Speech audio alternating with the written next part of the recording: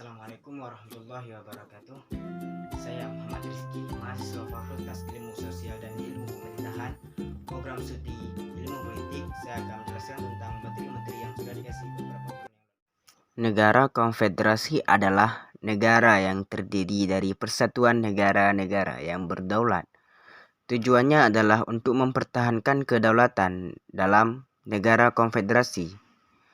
Negara Federal Serikat adalah suatu negara yang merupakan gabungan dari beberapa negara yang menjadi negara-negara bagian dari negara serikat itu.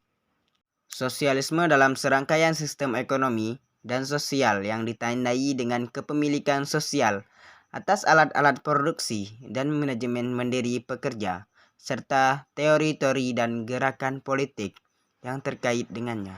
Apa itu komunisme? Komunisme adalah ideologi yang berkenaan dengan filosofi politik, sosial, dan ekonomi yang tujuan utamanya terciptanya masyarakat komunis dengan aturan sosial ekonomi berdasarkan kepemilikan bersama, alat produksi, dan tidak adanya kelas sosial, uang, dan negara.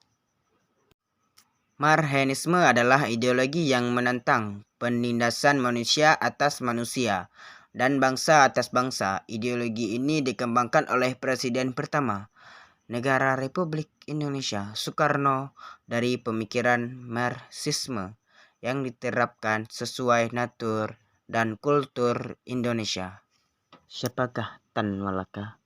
Tan Malaka dalam perjuangan kemerdekaan dan revolusi Indonesia tak dapat disangsikan lagi. Pria kelahiran Pandang Gadang Soliki, Sumatera Barat 1897 itu yang pertama mencetuskan konsep Republik Indonesia melalui buah pemikirannya. Sosok memang tak setenar Bung Karno atau Bung Hatta, namun pemikirannya menjadi rujukan Bung Karno kala perjuangan kemerdekaan Indonesia. 14 tahun setelah meninggal dunia, Tan Malaka baru ditetapkan menjadi pahlawan nasional oleh Bung Karno pada 23 Maret 1963. Pengangkatan Tan Malaka menjadi pahlawan nasional itu dilakukan berdasarkan keputusan Presiden No. 53 tahun 1963. Namun, sayang, saat Orde Baru berkuasa, nama mantan Ketua Partai Komunis Indonesia (PKI) itu dihilangkan dari sejarah. Tak ada buku-buku pelajaran sekolah yang mengenal sosok kepada para generasi penerus bangsa. Cap komunis yang diletakkan kepada Tan Malaka mengakibatkan sang revolusioner tak mendapatkan tempat di zaman Orde Baru. Nama Tan Malaka pun tak dikenal oleh masyarakat Indonesia.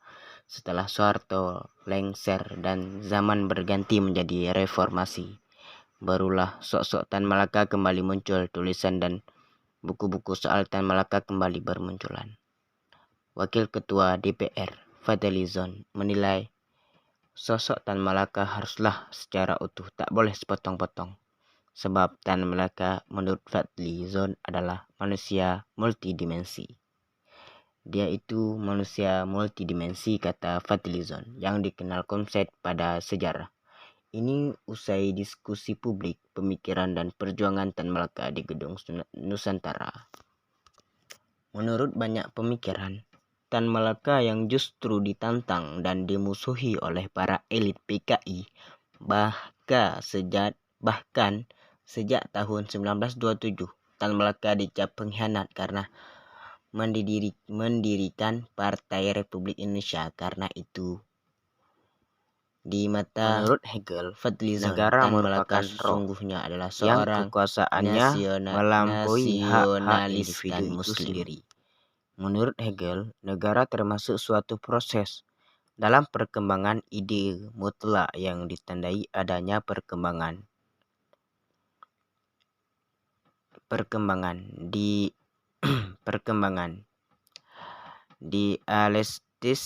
tesis